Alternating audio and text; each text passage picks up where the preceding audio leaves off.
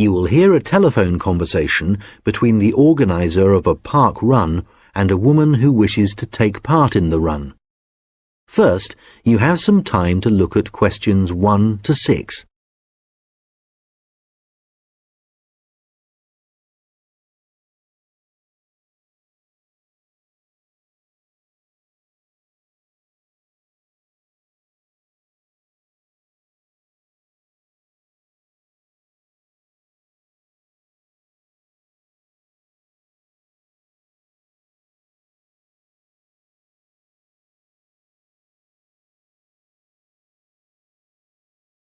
Good morning, Dave Smith speaking. Hi, could I speak to the organiser of the Preston Park Run? Yes, that's me. Great. I was talking to some friends of mine about the run, and they suggested I contact you to get some more details. Sure. What would you like to know? Well, they said it takes place every Saturday. Is that right? Yes, it does. Okay, great. Do you know where the park is? Oh, yes, I've been there before, but it's quite big and I'm not sure where to go.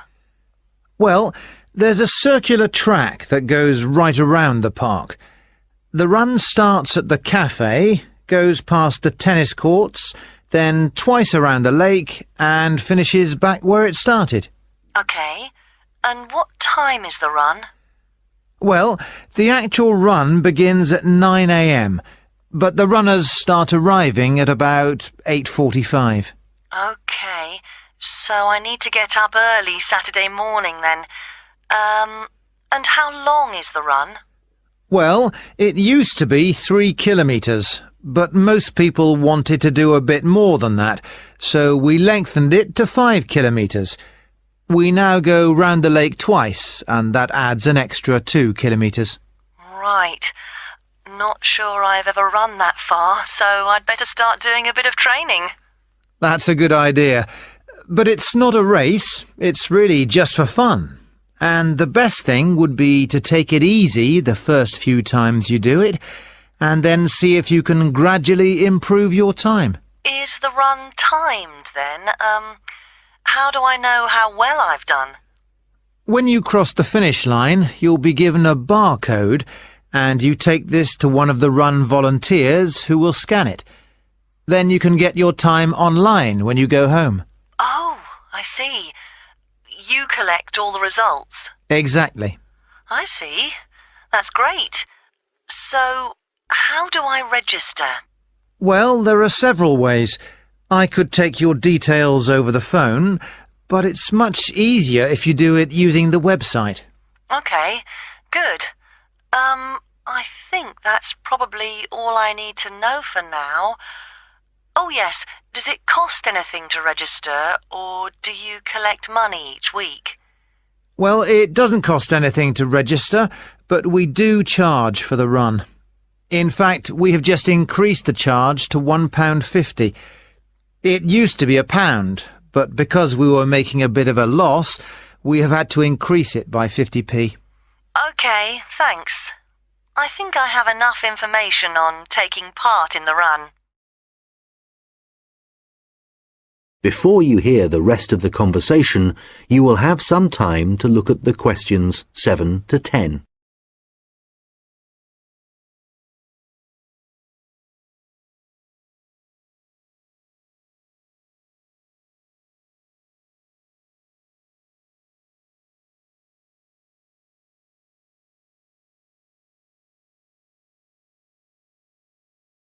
Now listen and answer questions 7 to 10. You mentioned volunteers. I have a friend who is interested in helping out. Can you give me some details so I can pass them on to her? Sure. Well, you need to ask your friend to contact Pete Morn. He manages all the volunteers. Okay. I didn't quite catch his surname. Was it Morn? M-O-R-N? No, just a bit more complicated. It's M-A-U-G-H-A-N.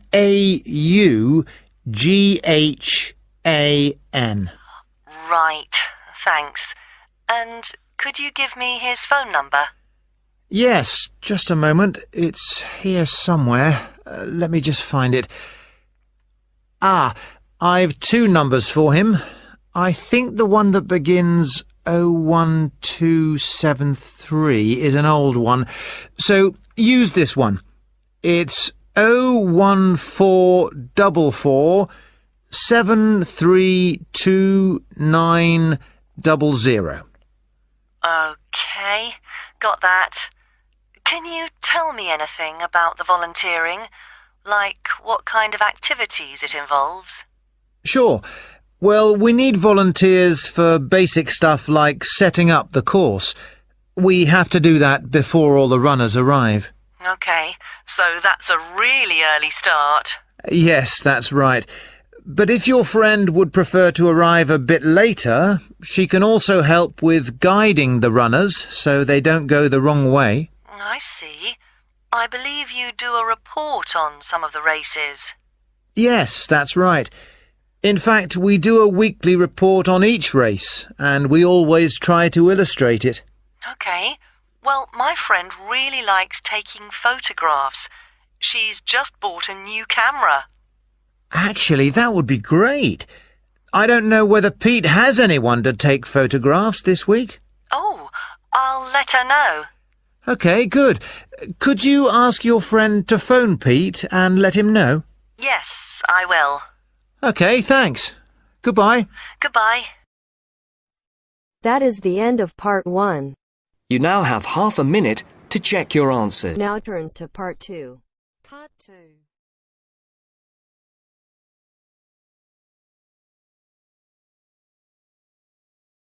You will hear a recorded message about a bus tour. First, you have some time to look at questions 11 to 14.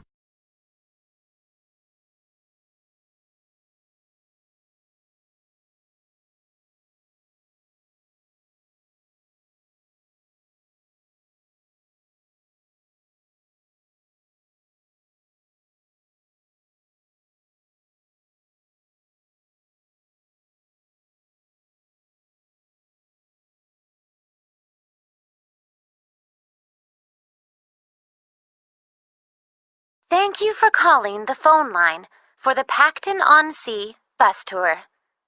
This is a recorded message lasting approximately 4 minutes, and it provides general information on the town bus tour.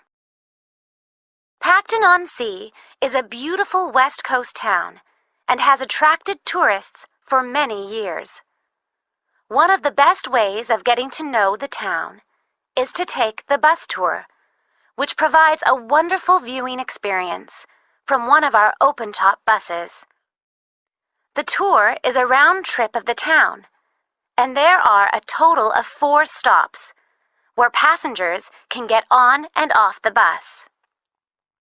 A lot of people start at the first stop, which is at the train station, as this is where many tourists arrive in the town.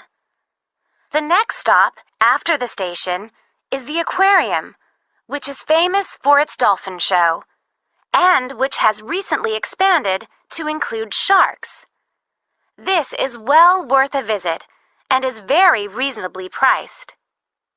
Leaving the aquarium, the bus tour goes along the coast road and after a few kilometers comes to the old fishing village, where you can get off to stroll along the waterfront. There are some original buildings here, but most of the area has been modernized and is now used as a harbor for all kinds of sea craft, including yachts and some amazing powerboats. The tour then heads off to the last stop, and this is where most of the shops are. So for those of you keen to do a bit of shopping, this is the place for you. Our advice is to go to this part of the town in the morning when it is relatively quiet. It does get very busy in the afternoons, especially at the height of the season.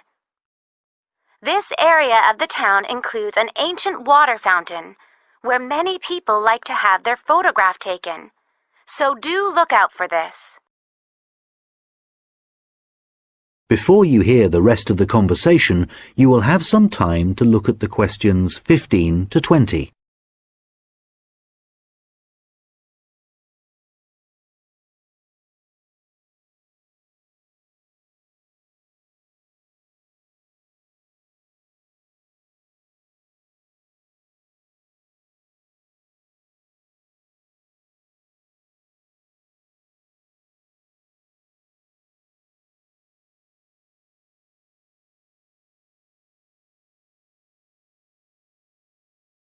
Now listen and answer questions 15 to 20. Now, some details of the costs and timings. A family ticket, which includes 2 adults and up to 3 children, costs $30. An adult ticket costs $15. Children under the age of 15 are $5, and student tickets are $10 as long as you have a student card. All tickets are valid for 24 hours, which means that you can get on and off the bus as many times as you like within a 24-hour period. So you could, for example, start the tour in the afternoon and complete it the following morning. The first bus of the day leaves the station at 10 a.m., and the last one of the day leaves at 6 p.m. Buses leave every 30 minutes, and each tour takes a total of 50 minutes. There are many attractions at each of the stops, so wherever you get off the bus, there will be plenty to do. The bus tour tickets do not include entrance to any of these attractions apart from the museum, which is located near the aquarium. Some buses have local guides who will point out places of interest and will provide information on the town. However, we cannot guarantee that every bus will have a guide, and so we also have an audio commentary that has been specially recorded for the bus tour by the tourist office. Headphones are available on the bus, and these are easy to operate. There is no extra charge for these. Just plug in, select the required language, and adjust the volume. Due to the winter months being rather cold and wet in Pacton-on-Sea, the bus tours only operate from March to September. The weather is usually warm and sunny during these months, so remember to bring some sun protection, especially on hot days. And of course, it does occasionally rain here in the summer, so if the weather looks bad, remember to bring some rainwear. The bus tours are available no matter what the weather. At the height of the summer, the tours can get very busy, so you are advised to book. You can book tickets online, over the phone, and also at the station, and at any of the other tour stops. When booking over the phone, you can collect your tickets at any of the stops at the start of your tour. When you do it online, you can print your e-ticket, which you must remember to bring with you. Thank you for calling the Pacton-on-Sea phone line, and we look forward to seeing you soon on one of our tour buses. That is the end of part 2. You now have half a minute to check your answers. Now turns to part 3. Part 3.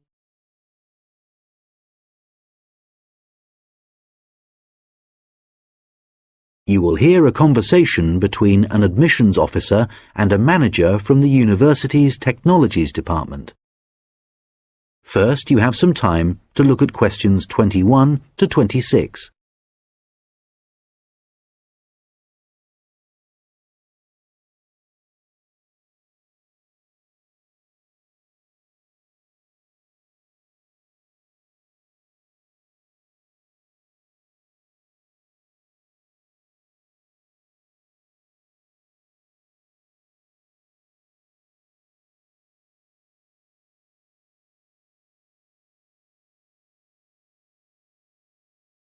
Hello, I'm Randy Agotra from the Technologies Department. Ah, yes, good. I'm Dave Hadley. Thanks for coming to see me. That's okay. I believe you want us to do some work for you. Yes, that's right. I'm responsible for student admissions to the college, and I use a computer system to help process student enrolments and to do the timetabling. But it really doesn't suit the way we work these days. It's over 10 years old, and although it was fine when it was first introduced, it's just not good enough now. OK, what problems are you experiencing? Well, 20 years ago, the college was quite small, and we didn't have the numbers of students or tutors that we have now. So the system can't handle the increasing volumes? Well, there's a lot more data now, and it sometimes seems the system has crashed, but in fact, it just takes ages to go from one screen to the next. Right.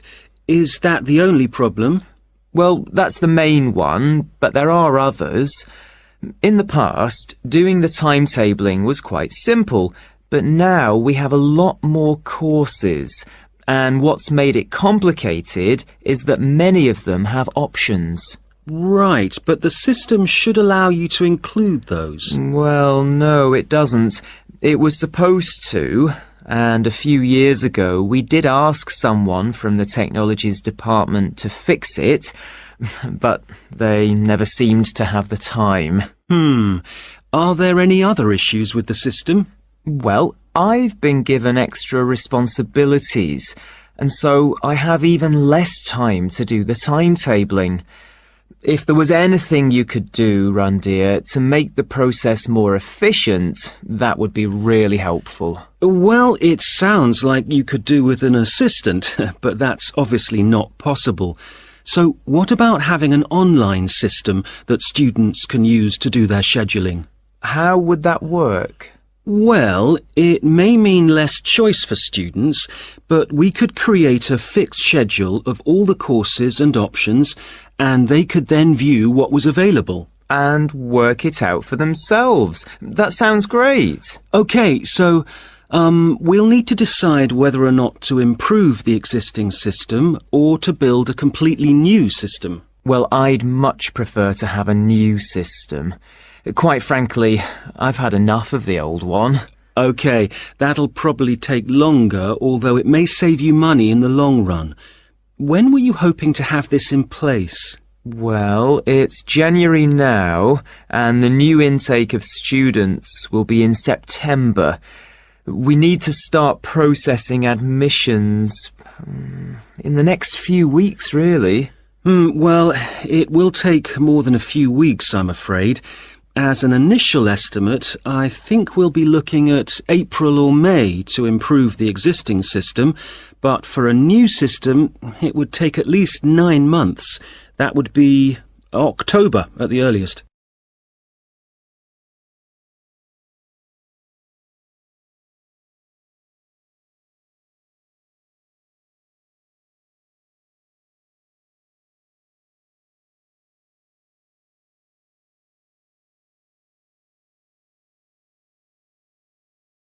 Now listen and answer questions 27 to 30. What are the next steps if we are to have a new system? Well, the first question is, do you have support from your senior management? Yes, I've already discussed it with them, and they're also keen to get this work done. OK, because I was going to say that's the first thing you need to do, and without that we can't go ahead. Yes, I've done that. That's good.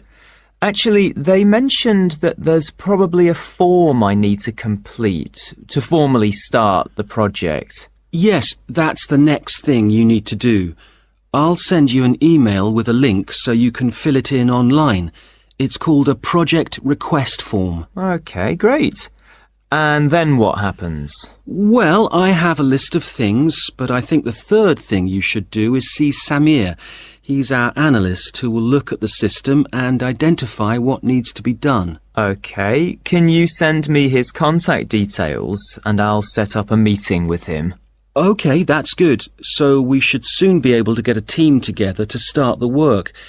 Some members of our team work in different locations, so it's not easy to have face-to-face meetings. That's okay. I'm used to having conference calls, providing they're not late at night. Right, so I'll send you details of the team, and if you could set up a call, that would be great. Okay, I'll do that. Thanks.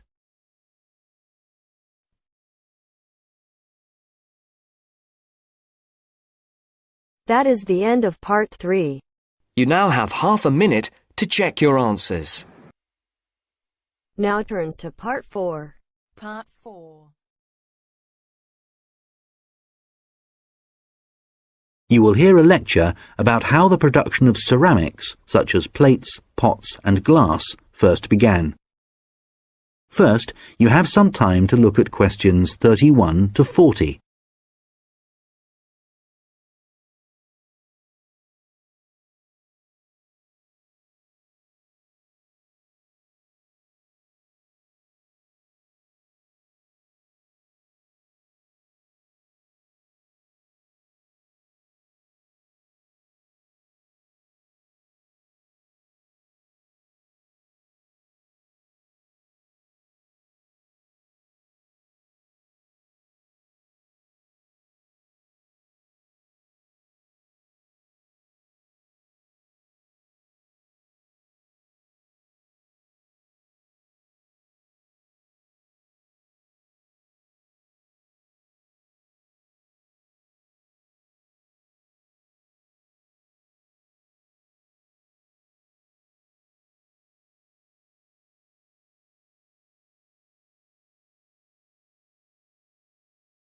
Now listen carefully and answer questions 31 to 40.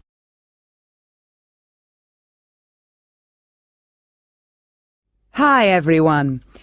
Today I'm going to be talking about the origins of ceramics. So first of all, let's start off with, what is a ceramic?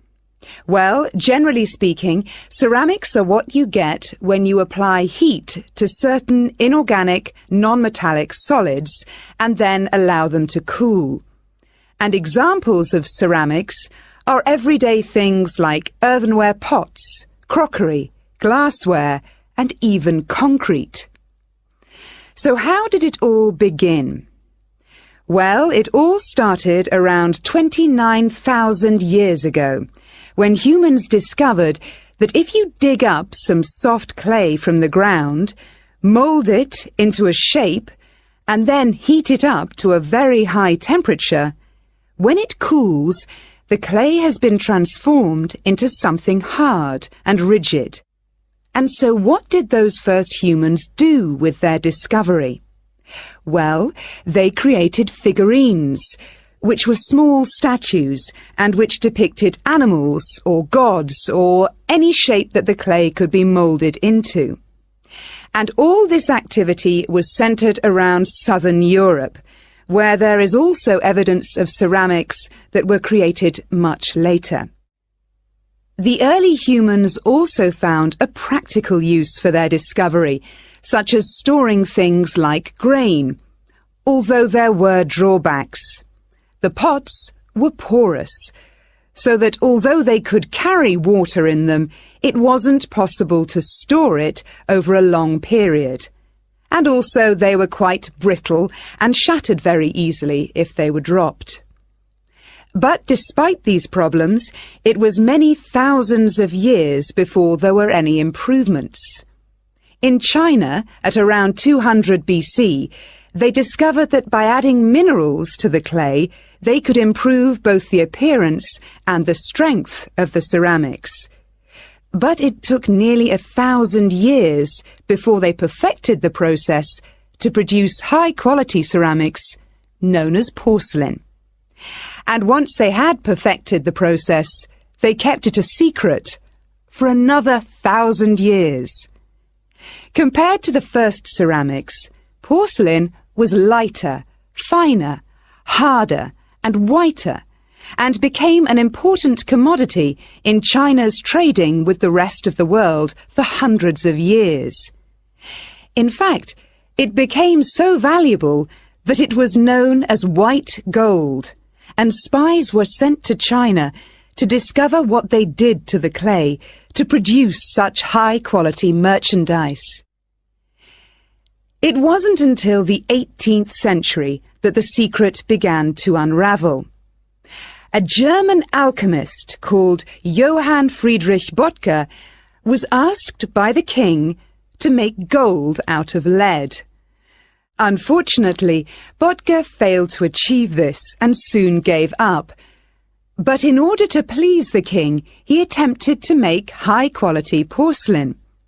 And after many years of experimentation, he discovered that by adding quartz and a material called China stone to very high-quality clay, he managed to get the same results that the Chinese had been achieving for the last 1,000 years.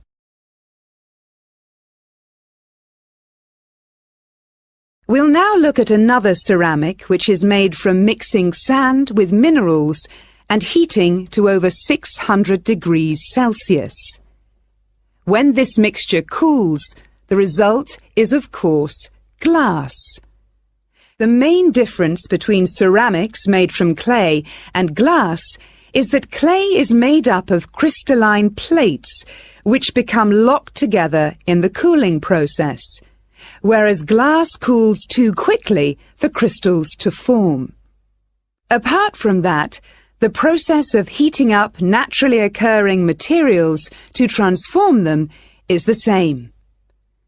The origins of glass date back to 3500 BC, but it wasn't until the Roman Empire, 2,000 years ago, that the art of glass blowing and the practical uses of glass became more widespread. One of the more innovative uses was to use it in windows, as up until then they had just been holes in walls. It must have been very drafty in those days. The Romans were also responsible for inventing concrete, and although the origins are uncertain, experts think that this is largely due to the high level of volcanic activity in the area. The Romans observed that when volcanic ash mixes with water and then cools, it gets extremely hard and almost impossible to break up. The chemical reaction that follows is very complex and continues for many years, and the concrete just keeps getting harder.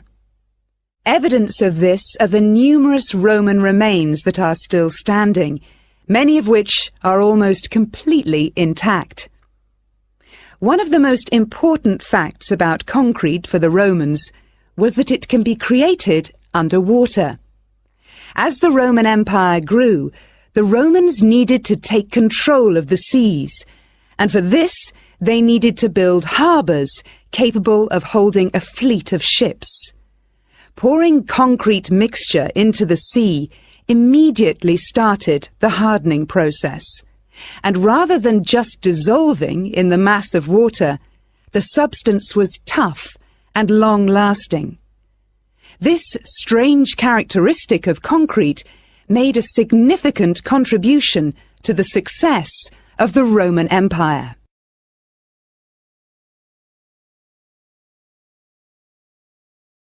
That is the end of part 4.